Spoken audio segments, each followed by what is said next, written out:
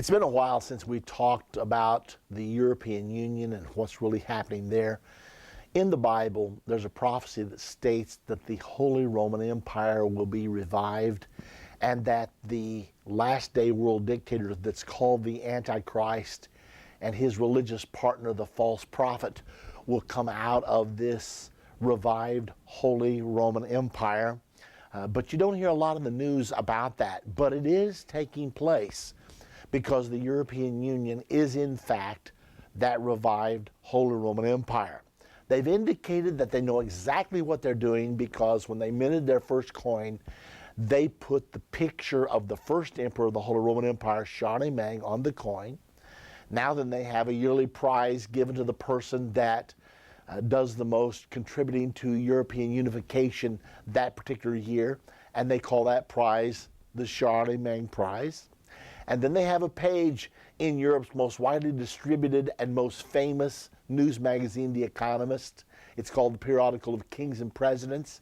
This page is devoted every single issue, every week, to the events that week developing toward the unification of all of Europe. And they call that page the Charlemagne page. Anybody getting the message yet? And then if you want to join the European Union, if a nation wants to join, they have to go to the capital of the European Union, which is Brussels, Belgium. And there's a building there that all these negotiations are held in, and it's called the Charlemagne Building. So they know exactly what they're doing. They are right now presiding over the rebirth of the Holy Roman Empire. The Holy Roman Empire, in case you don't know, was begun in 800 AD when Pope Leo III put the crown on the head of Charlemagne, which is also known as Charles the Great, and announced that he was the emperor of the Holy Roman Empire. Now, the Holy Roman Empire continued from that time until about 1806, when some people said it ceased to exist.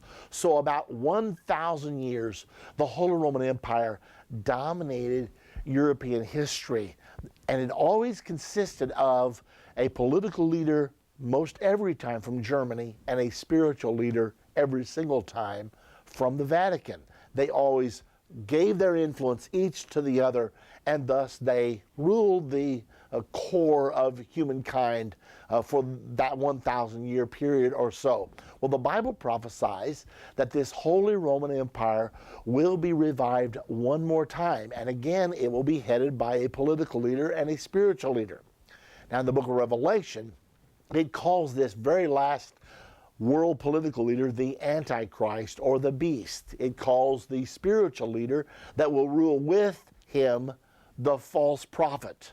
That brings us to where we are today. There's a story that has just appeared talking about the possibility of the new leader of the Holy Roman Empire. The European Union wants to have its own president, like the United States of America has a president. The EU wants to have its own president. They're in the process right now of adopting a European constitution.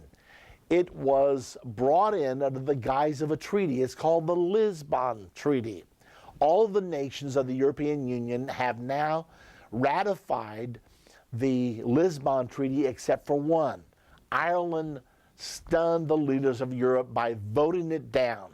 Well, now they're pressuring Ireland to bring it back. They've made some compromises, they've made some adjustments, and Ireland has said, okay, we will vote again with these adjustments in place. That vote is scheduled to take place later on this year in the fall of 2009. Now, if Ireland approves, then the immediate effect will be, the next step will be that Europe will vote in its own president and its own foreign minister, just like we have our president, our Secretary of State. So the European Union will actually become the United States of Europe. That's what's happening. Well, the Bible prophesies, remember, the Bible prophesies that the Antichrist and the false prophet will come out of this reborn Holy Roman Empire. This article today states that Tony Blair has reappeared on the short list to head the European Union.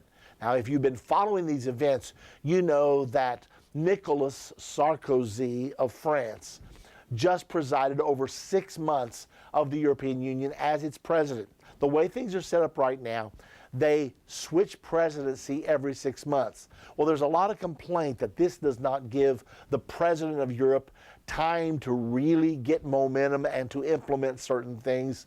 And so consequently, it's not a healthy situation.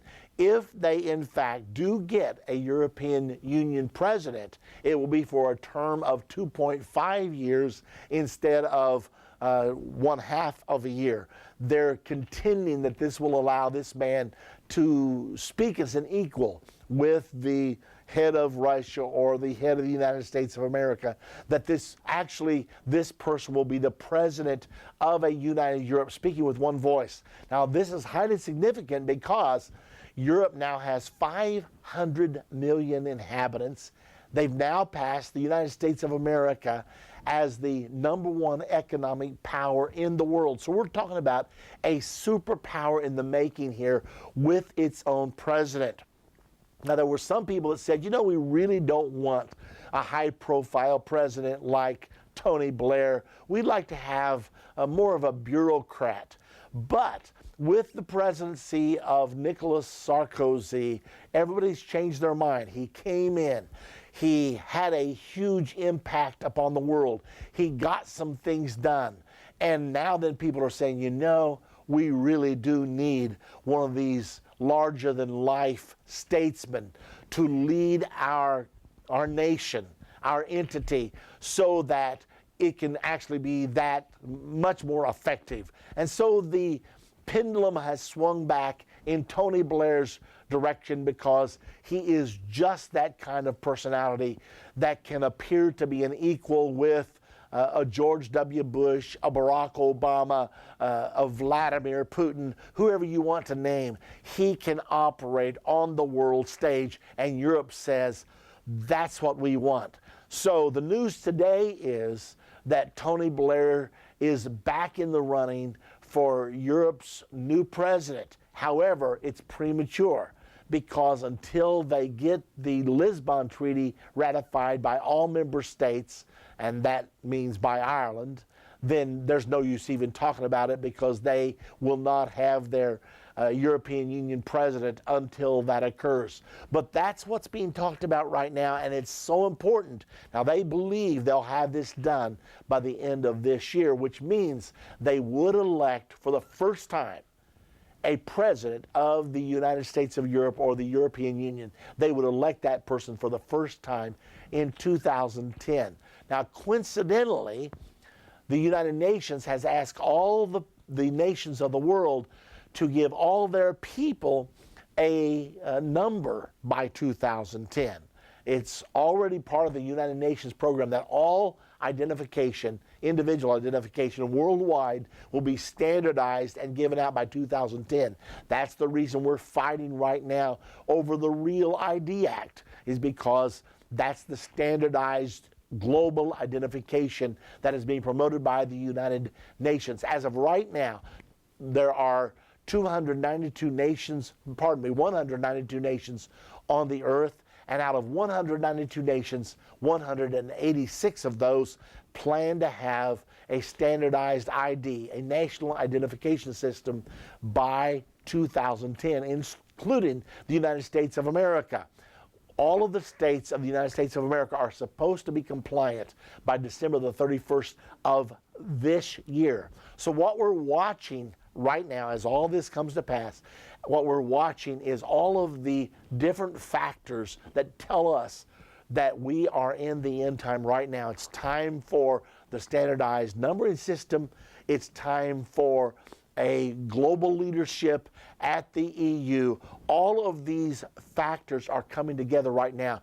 It would really be a mistake to disregard these prophetic fulfillments, because the fact is they're all coming to pass right now. The question is not, is the end time coming? The real statement is the end time is here. It has arrived. It's here right now. You're in it. I'm in it. The big question is, are we ready? How do you get ready? You must be born again. We have a free brochure from Endtime. If you'd like to have a copy, call us. 800 Endtime is the number, or endtime.com.